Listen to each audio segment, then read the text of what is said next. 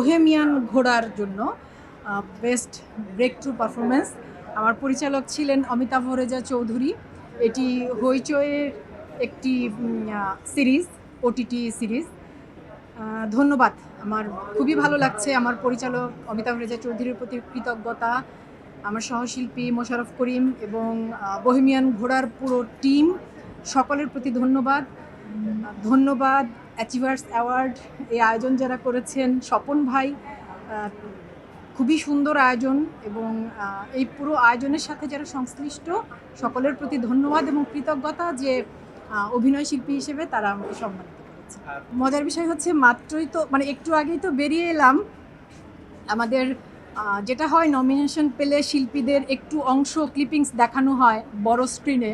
তো বড় স্ক্রিনেও ওই সংলাপের অংশটুকুই দেখানো হচ্ছিল যে তুই বিয়া কয়টা করছস।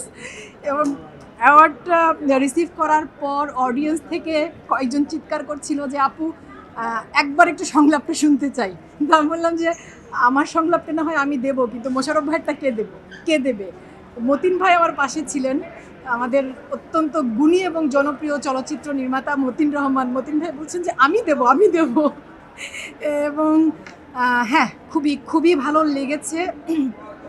আসলে হয় কি, ওই দৃশ্যটার আমরা যেদিন শুটিং করার সময় আমরা একেবারে হাসতে হাসতে গড়িয়ে পড়ে যাচ্ছিলাম। মোশাররফ ভাই, আমি, খসরু ভাই আমাদের সিনেমাটোগ্রাফার, অমিতাভ ভাই। তো একটা পর্যায়ে শর্ট কাটতে হয়েছিল কারণ আমি বারবার হেসে ফেলছিলাম।